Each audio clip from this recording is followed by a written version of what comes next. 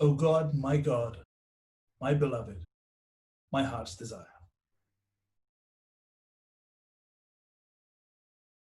Welcome. This study session continues with some brilliant minds in the room. I can see their faces smiling resplendently before me. It is God Passes By. It is a Wednesday and we're going to get stuck into this. As per usual, I'm going to do you a recap of the things we studied in our last session. Baha'u'llah was in Baghdad. He had been there after being in Sulaymaniyah for a couple of years in the mountains, traveling around approximately 7 years of uninterrupted patience, successful consolidation of the community. He had managed to bring the community up, bring this energy back into them, which was obviously lacking greatly because of the works of Mirza Yahya and Sayyid Muhammad. However, he's going to be transferred to the capital of the Ottoman Empire, which is Istanbul, which is all the way over here. This is going to take place. He had spoken about this. His predestined departure from Iraq was going to happen. For 9 months, we know that Sheikh Abdul Hussein and Mirza Bazar Khan were working tirelessly to oust Baha'u'llah from Baghdad. And they had put a lot of pressure to the king, the Shah in Iran, to try and make this happen. On the one hand, we had Nasruddin Shah and his ministers who were pushing, and on the other hand, the Persian ambassador in Constantinople who was pushing. And they incessantly urged to remove Baha'u'llah from Baghdad. They managed to make this happen. The enemies against Baha'u'llah, they persuaded the Shah to instruct none other than the foreign minister, somebody by the name of Mirza Sayyid Khan, to speak directly to Mirza Hussein Khan, who was the Persian ambassador in the Ottoman Empire, to have a word with his two friends, Ali Pasha, who was the prime minister at the time, and Fuad Pasha, who was the minister of foreign affairs, who ends up being the prime minister as well. So he has very close ties with these, does Mirza Hussein Khan, and this is what Mirza Sayyid Khan directs him to do. And he says, I want you to meet with them so that we can get rid of Baha'u'llah from Baghdad. They managed to do this. Also, Hussein Khan tells the Sultan, Abdulaziz, he says they are a misguided and detestable sect. So they managed to actually get Abdulaziz to say that Baha'u'llah is going to be moved, and this is what was going to happen. So Sultan Abdulaziz is now getting the transference of Baha'u'llah out of Baghdad. That's what they were trying to achieve. Mirza Hussein Khan met with them, he secured this transfer. It was the 5th day of Nowruz, 1863, where Baha'u'llah had just revealed the tablets of the Holy Mariner. And it was here that a delegate of Namik Pasha, who was the governor of Baghdad, comes along and says, look, you need to meet the governor. Baha'u'llah had spoken of a period of trials and turmoil that was going to come his way. And when this correspondence happens, he's in a garden called Majra'e Bashas, celebrating a festival. This person comes to him and he says, you need to meet with none other than the governor. We know that Baha'u'llah had a dream in which he sees the prophets and the messengers who are telling him, we are weeping, you are going to bear what no human can bear. And Baha'u'llah also starts weeping, so there's this horrible turmoil and trouble that's going to be coming along. And Baha'u'llah even makes mention of this in a tablet as well. So when Baha'u'llah then reveals the tablet of the Holy Mariner, which tells of certain things to come, people kind of understood what was happening. But it was on the doorstep that Baha'u'llah would be leaving Baghdad. Baha'u'llah even looks at the tents and says, these are to be brought down and they're to be folded up. And he says, these tents are like the trappings of the world. You know, they will come up and they will go down. And people understood from this that these tents were never going to go up again. Baha'u'llah would not be remaining in Baghdad. Baha'u'llah told people to head back to their houses. The end was near in terms of his time in Baghdad. The next day, a letter was shown that was sent from Ali Pasha to Nimak Pasha, saying that Baha'u'llah was going to be a guest of the Ottoman government in Istanbul. Of course, this means an exile. They were also offering him a large sum of cash for him to take for the journey. Baha'u'llah said, I refuse to take any money, thank you very much. Then they said to Baha'u'llah, look, if you don't, it will be taken as slightly offensive. Baha'u'llah said, fine, I will take the money, but this will be spent on the poor. And this is exactly what Baha'u'llah did along the way. All were distraught who were the lovers of Baha'u'llah. Commotion associated with the turmoil of the day of resurrection, it's written, took place. Many people wanted to commit suicide. Baha'u'llah had to counter them and say, no, please go and spread the faith. That's not what we need you to do. Baha'u'llah revealed tablets for pretty much all of them, the men, the women, the children even, and saying, go and teach. This is what you're meant to do. And he said, in the dream that I've seen, how you are going to raise the standard of rebellion and you are going to be fighting for the cause of the Babis. This is what you need to go and do. 27 days after the tablet, on April 22nd, 1863, this is where the first stage of Baha'u'llah's journey to Istanbul begins. Many friends came to see him, poor people, his friends, strangers, merchants, lower classes. They all came along to see Baha'u'llah, to catch a glimpse of him at his house and to say bye. Eventually, Baha'u'llah moves to the banks of the river and he takes a ferry across to what's known as the Najibiyeh Gardens. This is where some people come along and they want to see him as well. And Baha'u'llah told the ones who remained, he said, please look after Baghdad, a place that he would call his most holy habitation. It's in your hands, look after it, he's going to be moved. He spent 12 days in this Najibiyeh garden. The Mufti of Baghdad, by the name of Alusi, he had commented on Nasruddin Shah, who was known as the helper of the faith, and he said, no, he's not. He's the wrecker of the faith, understanding Nasruddin Shah's part in moving Baha'u'llah out of Baghdad. Mimad Pasha, who was the governor of Baghdad, had written a letter to the officer who was in charge of taking Baha'u'llah from Baghdad up to Istanbul and said to him, you must treat him well, and also please pass this letter on to anyone else who's then going to be in charge, and make sure you treat Baha'u'llah with respect and courtesy and do whatever you can. He then says to Baha'u'llah, we'll do whatever you want. What can we do for you? Baha'u'llah says, please just show kindness to my followers. Show kindness to those people that are left behind. Mirza Bazar Khan, the Persian council who was there, who had teamed up with Sheikh Abdul Hussein, even ends up regretting what he's done as he sees Baha'u'llah leaving. It starts to hit him that he's pushed away a man of absolute greatness, to say the least. We then go on into chapter 9, which is the declaration of Baha'u'llah's mission. And this starts off with some prophecies. Some of the prophecies where Daniel talks about 1,290 days, a reference to Prophet Muhammad, peace be upon him, receiving his revelation from Gabriel, which was actually 10 years before Hijrah, when he moved from Mecca to Medina. So when you add in the Islamic calendar 1290, but then minus 10 because it was 10 years beforehand, that comes to the year 1280 in the Islamic calendar, which comes to none other than 1863. There are also mentions made about the Bayan, how there would be 19 years, the first Barhead, that would take place before Baha'u'llah comes.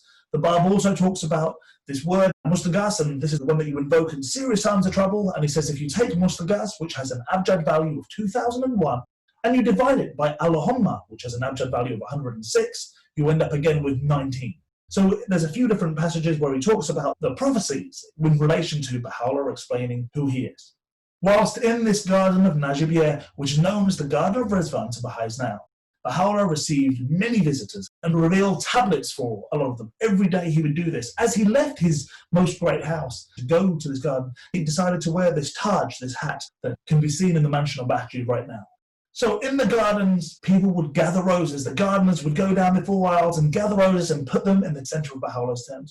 Baha'u'llah would then be giving out these flowers and would be speaking to his loved ones that would come to see him and essentially send them on their way and say, go and be the best you can, go and teach.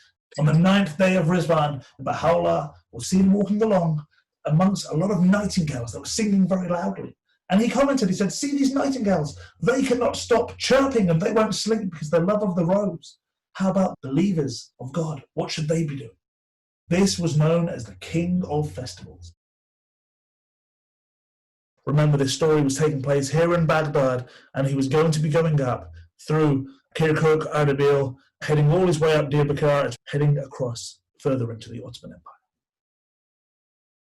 The departure of Baha'u'llah from the Garden of Rizwan at noon on the 14th of Zilqa'dah, 1279 AH, May 3rd, 1863, witnessed scenes of tumultuous enthusiasm, no less spectacular and even more touching than those which greeted him when leaving his most great house in Baghdad. The great tumult, wrote an eyewitness, associated in our minds with the day of gathering, the day of judgment, we beheld on that occasion. Believers and unbelievers alike sobbed and lamented.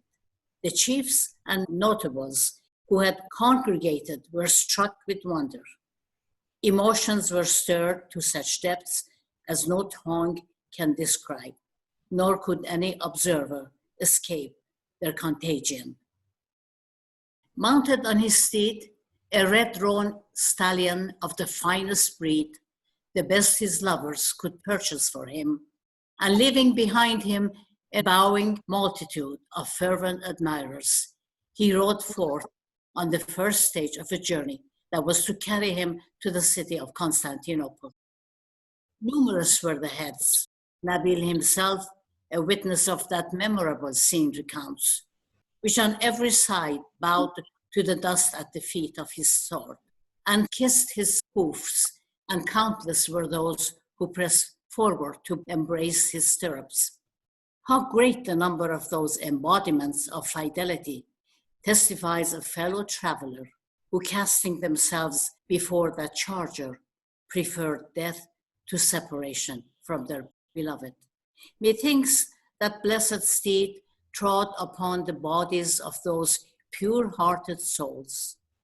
He it was, Baha'u'llah himself declares, who enabled me to depart out of the city, Baghdad, clothed with such majesty as none except the denier and the malicious can fail to acknowledge. These marks of homage and devotion continued to surround him until he was installed in Constantinople. Mirza Yahya, while hurrying on foot by his own choice behind Baha'u'llah's carriage on the day of his arrival in that city, was overheard by Nabil to remark to Sayyid Muhammad, "Had I not chosen to hide myself, had I revealed my identity, the honor accorded him on this day would have been mine too." The same tokens of devotion shown Baha'u'llah at the time of his departure from his house and later from the Garden of Rizwan were repeated when on the 20th of Zulqa'dah, May 9, 1963, accompanied by members of his family and 26 of his disciples, he left Fariyajat, his first stopping place in the course of that journey.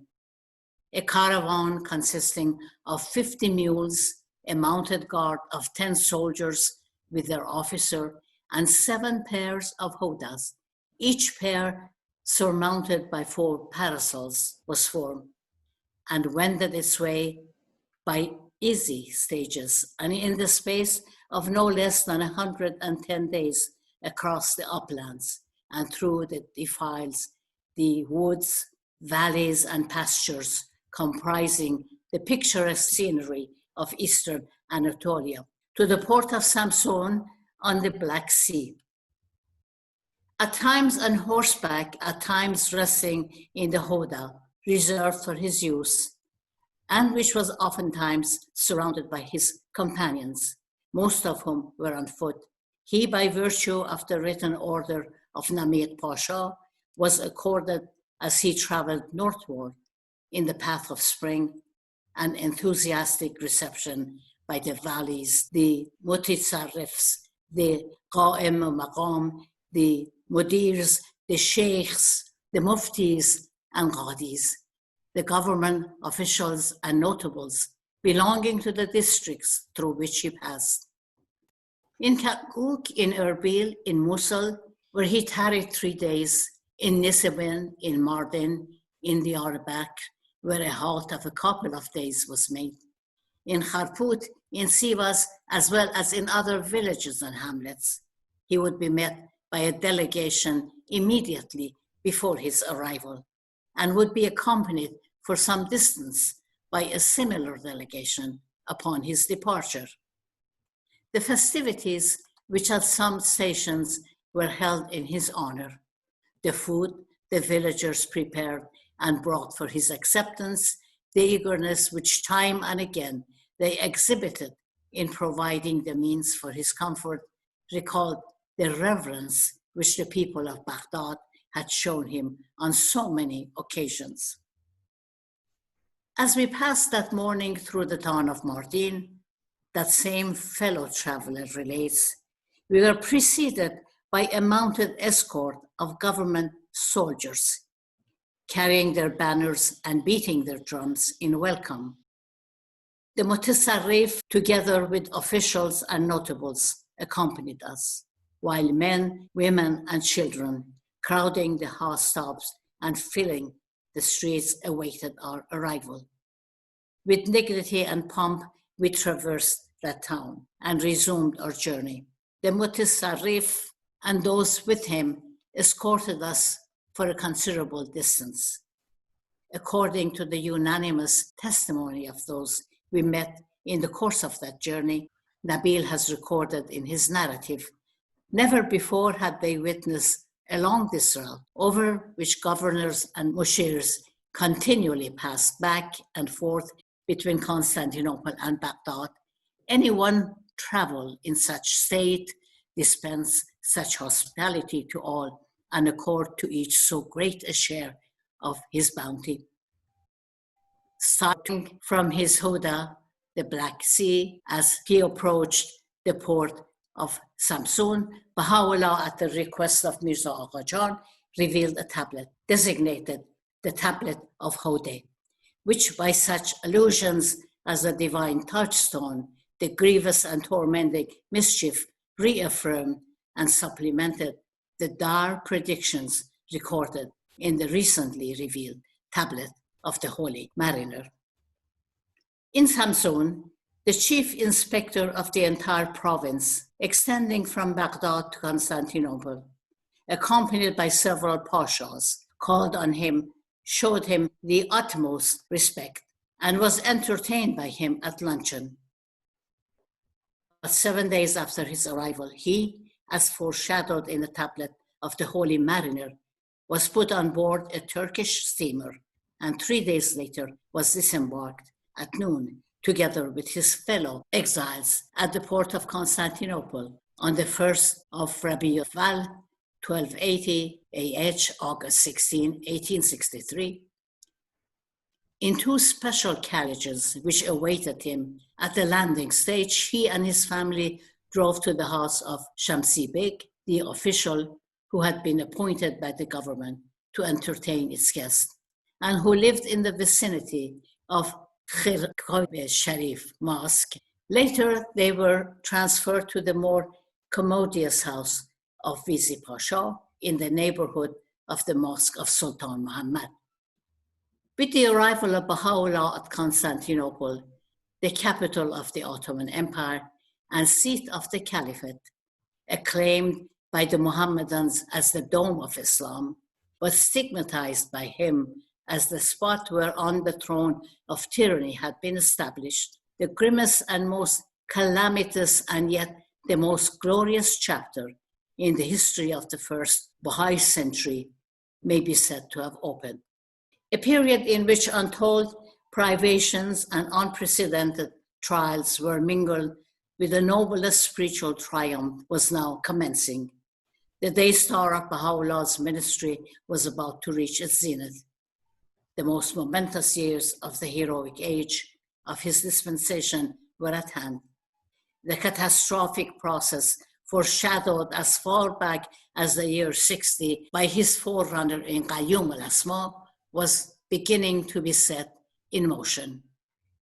Exactly 2 decades earlier, the Babi revelation had been born in darkest Persia, in the city of Shiraz, despite the cruel captivity to which its author had been subjected. The stupendous claims he had voiced had been proclaimed by him before a distinguished assemblage in Tabriz, the capital of Azerbaijan. In the hamlet of Badasht, the dispensation which his faith had ushered in had been fearlessly inaugurated by the champions of his cause. In the midst of the hopelessness and agony of the Siachal of Tehran, 9 years later, that revelation had swiftly and mysteriously been brought to sudden fruition. The process of rapid deterioration in the fortunes of that faith, which had gradually set in and was alarmingly accelerated during the years of Baha'u'llah's withdrawal to Kurdistan, had in a masterly fashion, after his return from Soleimaniye, been arrested and reversed. The ethical, the moral, and doctrinal foundation of a nascent community had been subsequently, in the course of his sojourn in Baghdad, unassailably established. And finally, in the Garden of Rizwan, on the eve of his banishment to Constantinople, the 10-year delay ordained by an inscrutable providence had been terminated through the declaration of his mission and the visible emergence of what was to become the nucleus of a world-embracing fellowship. What now remained to be achieved was the proclamation in the city of Adrianople of that same mission to the world's secular and ecclesiastical leaders, to be followed in successive decades by a further unfoldment in the prison fortress of Akka of the principles and precepts constituting the bedrock of that faith, by the formulation of the laws and ordinances designed to safeguard its integrity, by the establishment immediately after his ascension of the covenant designed to preserve its unity and perpetuate its influence, by the prodigious and worldwide extension of its activities under the guidance of Abdu'l-Baha, the center of that covenant, and lastly, by the rise in the formative age of that faith, of its administrative order, the harbinger of its golden age and future glory. To recap what's happening, again, we have left Baghdad, and we know that on the 3rd of May, 1863, this is when Baha'u'llah is saying goodbye, leaving the Rizwan Garden, and we know that this gives him as much love and respect as when he had left the Most Great House. You know, people had thronged to see him, absolutely mind blown by him and in love with him. Many cried, people were so upset, even the notables and the chiefs, they came along and they were absolutely in love with Baha'u'llah. The lovers of Baha'u'llah had bought him a horse to travel on, this very beautiful horse, and people came and they were trying to kiss Baha'u'llah's stirrups, they were trying to kiss the horse, do anything. It's recorded that apparently this horse ended up trampling over people who threw themselves in front of the horse to be a sacrifice. Now, I don't know if this is hyperbolizing and trying to make the point that people were so in love to be a sacrifice, or if this actually happened. You can make your own decision on that. But people were mind blown by him, so in love with him. Now, Mirza Yahya had actually decided to follow on foot Baha'u'llah's half-brother, the one who was the nominal leader of the Babis, who had gone into hiding. He has now decided that he's going to follow on foot, and he's going to walk behind the howdah that's going along. And it's reported that he was heard to have said to Sayyid Muhammad, "If only I had chosen not to hide, I could have been given so much love and respect from all the people around like Baha'u'llah did." So he's jealous of that, not realizing that this is, again, the start of like the most calamitous event that's going to take place, the grimmest and most calamitous chapter in the revelation of Baha'u'llah. But he doesn't see this. He just sees the praising and it's like, wow, if only I'd done that. This is where his mind's at. This is where Sayyid Muhammad's mind's at as well. Baha'u'llah left with 26 disciples. He had 50 mules, and I think there's 7 howdahs as well that he's then traveling with. And by howdahs, there's caravans essentially being drawn by horse that are going along, and they're leaving the place of Firajat. Now, to give you a bit of an understanding of where they're going to be heading firstly to this port of Samsun. Now, Samsun is up here on our map. So you can see Samsun is all the way here. So all the way down from Baghdad, they will be traveling. And they will be going via a number of towns. They'll be going via Kirkuk, by Erbil, Mosul over here. They'll then be traveling along to Mardin and then to Diyarbakr. So they're traveling through all these places, and eventually they'll be making their way up to Samsun. Now, this journey to Samsun takes, we're told, 110 days. And this is the journey that Namik Pasha, the governor of Baghdad, said that they should take, that they should head north. As they're going along, they are met with respect from all sorts of people and villagers who would bring food and show reverence, similar to the reverence that he'd received in Baghdad. So he's being loved anywhere he'd go. The military are ahead of them with these drums and these banners that they have. You know, so there's this huge procession. People want to know, who is Baha'u'llah? What's going on? They've heard a lot about the Babis, and you have the greatness of His Holiness Baha'u'llah coming through. So they go, whilst they're in Mardan, we're told, in particular, this town over here, people are in the streets and there's just so much love, especially in this place, of people. And these different government officials are all there and they're in love with Baha'u'llah, and they can't help it. And they would walk and they would show him respect. But of course, why wouldn't they show him respect? This is the glory of God we're talking about. Never had anybody seen such hospitality be shown along this route, even though, you know, they would see these different clerics or these different government officials going up and down, but this level of hospitality had never been shown.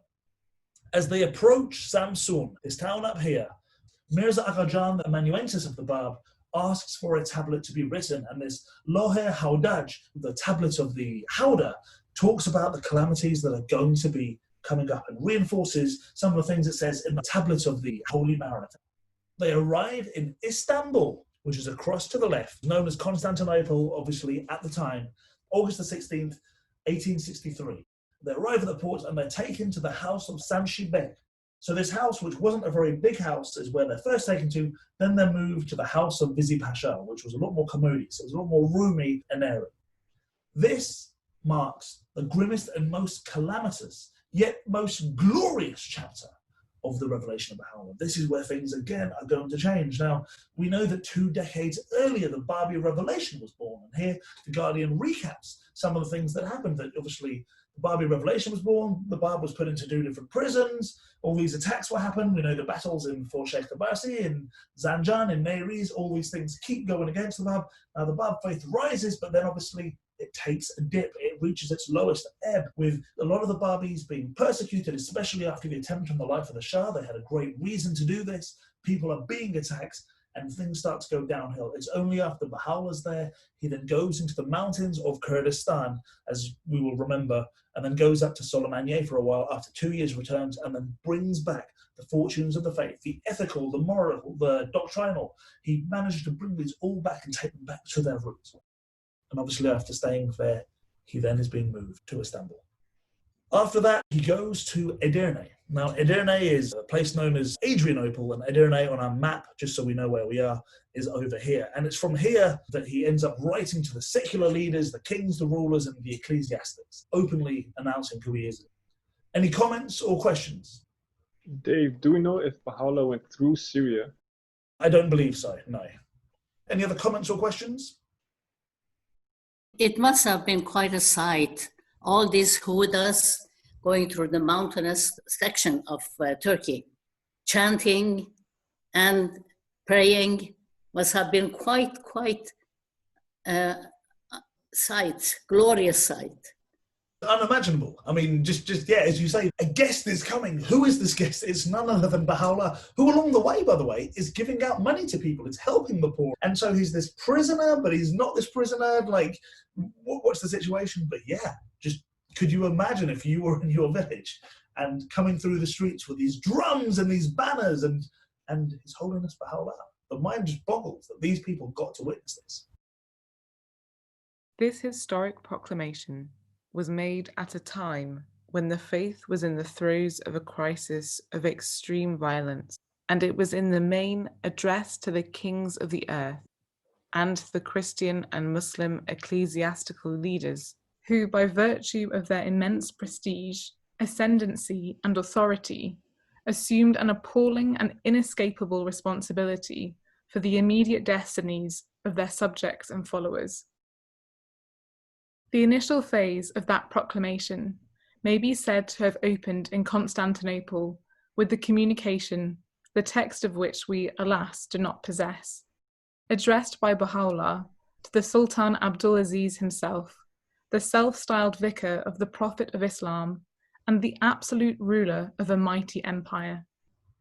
So potent, so august a personage was the first among the sovereigns of the world to receive the divine summons, and the first among Oriental monarchs to sustain the impact of God's retributive justice. The occasion of this communication was provided by the infamous edict the Sultan had promulgated less than 4 months after the arrival of the exiles in his capital, banishing them suddenly and without any justification whatsoever, in the depth of winter and in the most humiliating circumstances, to Adrianople, situated on the extremities of his empire.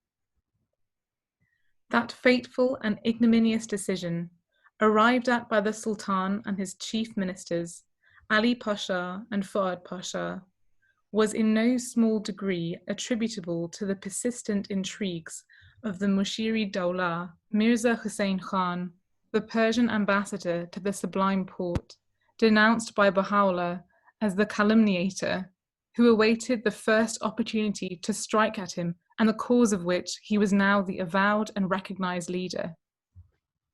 This ambassador was pressed continually by his government to persist in the policy of arousing against Baha'u'llah the hostility of the Turkish authorities. He was encouraged by the refusal of Baha'u'llah to follow the invariable practice of government guests however highly placed, of calling in person upon their arrival at the capital on the Sheikh al-Islam, on the Sadr Azam, and on the foreign minister. Baha'u'llah did not even return the calls paid him by several ministers, by Kamal Pasha, and by a former Turkish envoy to the court of Persia. He was not deterred by Baha'u'llah's upright and independent attitude, which contrasted so sharply with the mercenariness of the Persian princes who were wont on their arrival to solicit at every door such allowances and gifts as they might obtain. He resented Baha'u'llah's unwillingness to present himself at the Persian embassy and to repay the visit of its representative, and being seconded in his efforts by his accomplice, Haji Mirza Hassan es-Safar, whom he instructed to circulate unfounded reports about him. He succeeded through his official influence, as well as through his private intercourse with ecclesiastics, notables, and government officials, in representing Baha'u'llah as a proud and arrogant person, who regarded himself as subject to no law, who entertained designs inimical to all established authority, and whose forwardness had precipitated the grave differences that had arisen between himself and the Persian government. Nor was he the only one who indulged in these nefarious schemes. Others, according to Abdu'l-Baha, condemned and vilified the exiles as a mischief to all the world, as destructive of treaties and covenants, as baleful to all lands, and as deserving of every chastisement and punishment. No less a personage than the highly respected brother-in-law of the Sadr Azam was commissioned to apprise the captive of the edict pronounced against him, an edict which evinced a virtual coalition of the Turkish and Persian imperial governments against a common adversary, which in the end brought such tragic consequences upon the Sultanate, the Caliphate, and the Qajar dynasty. Refused an audience by Baha'u'llah, that envoy had to content himself with a presentation of his puerile observations and trivial arguments to Abdu'l-Baha and Agaya Kalim, who were delegated to see him, and whom he informed that, after 3 days, he would return to receive the answer to the order he had been bidden to transmit. That same day, a tablet, severely condemnatory in tone, was revealed by Baha'u'llah, was entrusted by him in a sealed envelope on the following morning to Shamsi Beg, who was instructed to deliver it into the hands of Ali Pasha, and to say that it was sent down from God. I know not what that letter contained, Shamsi Beg subsequently informed Agaya Kalim, for no sooner had the Grand Vizier perused it than he turned the colour of a corpse and remarked, "It is as if the King of Kings were issuing his behest to his humblest vassal king and regulating his conduct." So grievous was his condition that I backed out of his presence. Whatever action, Baha'u'llah, commenting on the effect that tablet had produced, is reported to have stated, "The ministers of the Sultan took against us, after having become acquainted with its contents, cannot be regarded as unjustifiable. The acts they committed before its perusal, however, can have no justification." That tablet, according to Nabil, was of considerable length, opened with words directed to the sovereign himself, severely censured his ministers, exposed their immaturity and incompetence, and included passages in which the ministers themselves were addressed, in which they were boldly challenged and sternly admonished not to pride themselves on their worldly possessions, nor foolishly seek the riches of which time would inexorably rob them. Baha'u'llah was on the eve of his departure, which followed almost immediately upon the promulgation of the edict of his banishment, when, in a last and memorable interview with the aforementioned Haji Mirza Hassan es-Safar, he sent the following message to the Persian ambassador: "What did it profit thee, and such as are like thee, to slay year after year so many of the oppressed, and to inflict upon them manifold afflictions, when they have increased 100-fold, and ye find yourselves in complete bewilderment, knowing not how to relieve your minds of this oppressive thought. His cause transcends any and every plan ye devise. Know this much: were all the governments on earth to unite and take my life and the lives of all who bear this name, this divine fire would never be quenched. His cause will rather encompass all the kings of the earth, nay, all that have been created from water and clay. Whatever may yet befall us, great shall be our gain, and manifest the loss wherewith they shall be afflicted. Pursuant to the peremptory orders issued for the immediate departure of the already twice banished exiles, Baha'u'llah, his family, and his companions, some riding in wagons, others mounted on pack animals, with their belongings piled in carts drawn by oxen, set out accompanied by Turkish officers on a cold December morning, amidst the weeping of the friends they were leaving behind on their 12-day journey across a bleak and windswept country to a city characterized by Baha'u'llah as the place which none entereth except such as have rebelled against the authority of the sovereign. They expelled us, is his own testimony in the Surah Muluk, from thy city, Constantinople, with an abasement with which no abasement on earth can compare. Neither my family nor those who accompanied me, he further states, had the necessary raiment to protect them from the cold in that freezing weather. And again, the eyes of our enemies wept over us, and beyond them those of every discerning person. A banishment, Labent Stabile, endured with such meekness that the pen sheddeth tears when recounting it, and the page is ashamed to bear its description. A cold of such intensity, that same chronicler records, prevailed that year, that nonagenarians could not recall its like. In some regions, in both Turkey and Persia, animals succumbed to its severity and perished in the snows. The upper reaches of the Euphrates in Madan Nukra were covered with ice for several days, an unprecedented phenomenon, while in Diyarbakir the river froze over for no less than 40 days. To obtain water from the springs, one of the exiles of Adrianople recounts, a great fire had to be lighted in their immediate neighborhood and kept burning for a couple of hours before they thawed out.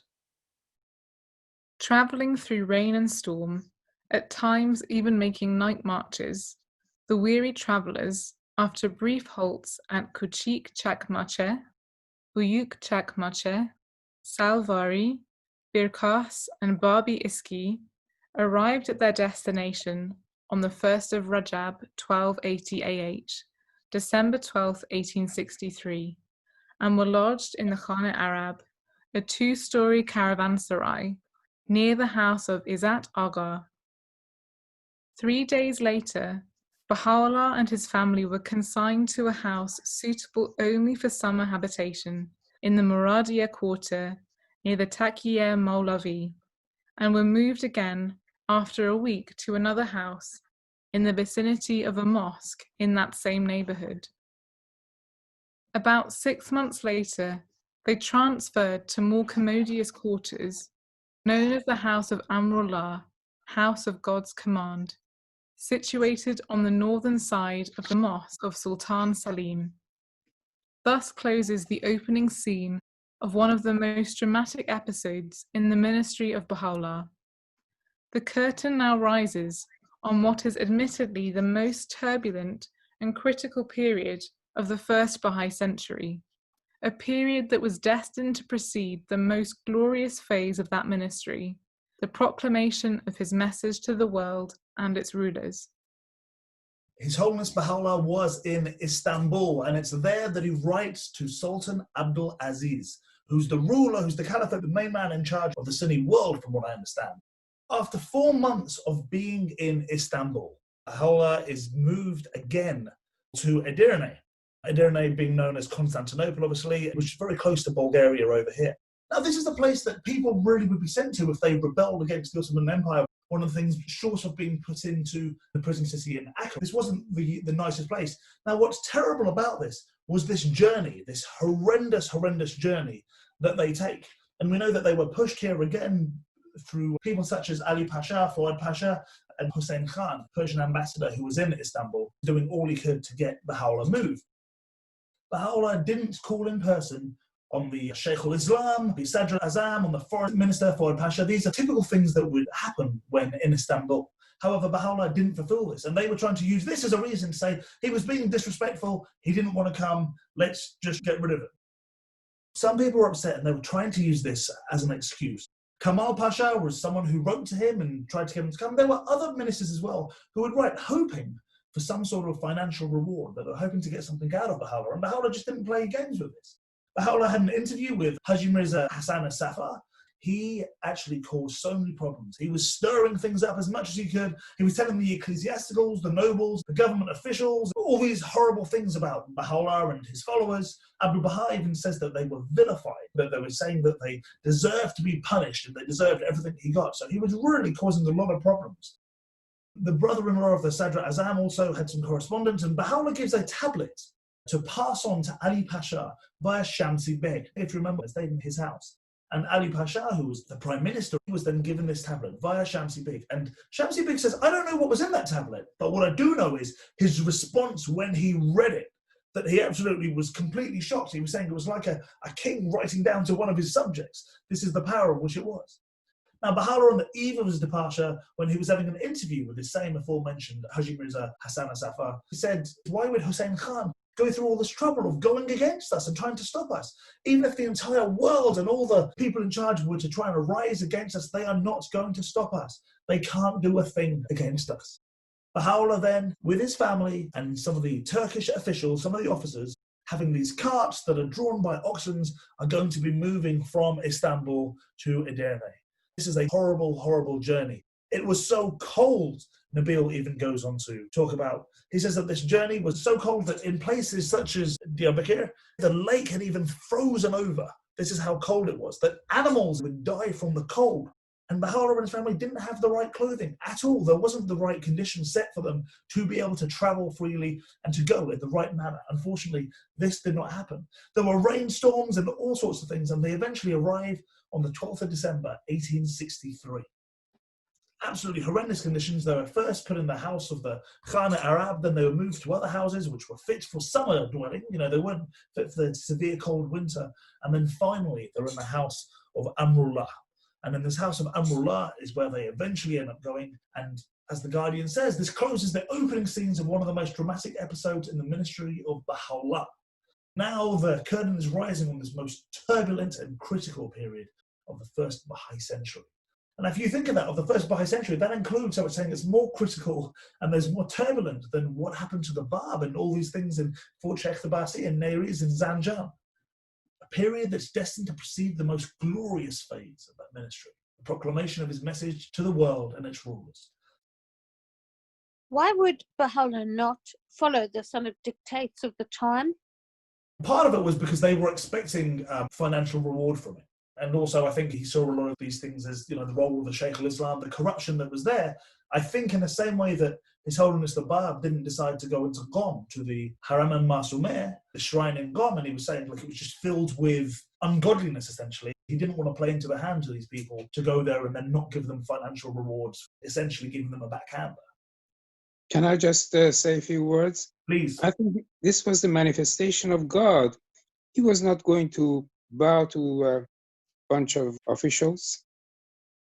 Very true as well. This is indeed, the switch has been turned on, like he wrote to Ali Pasha, where he is talking as the king. He's talking as the Godhead here.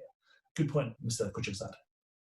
That was a comment that I was going to make, is that a lot of what I understand of Baha'u'llah's demeanor as he was traveling was, you know, that the station of utter nothingness, that he would serve the people around him. And, you know, people might even not realize that Baha'u'llah had this station because of his demeanor. And then it is so remarkably different whenever he is then addressing the Sultan here. And it just really makes it stand out that compared to his normal demeanor, this was making a statement, I think. Very good point. Again, we remember in the Sia Chow when the king had brought some food for the Barbis, and they said to the Barbis, "This is a gift from your king." And Baha'u'llah says, "Take this food and give it back to the king," and say, "This is a gift from his king," which was so powerful. The majesty that sits on the ample brow, as E.G. Brown describes, the power is phenomenal. And he's not bending over because he's scared and he's worried about what might happen. He's showing the utmost humility. But then when it's time to show power, he will absolutely step forward and show power and set fear in people's hearts who see this power.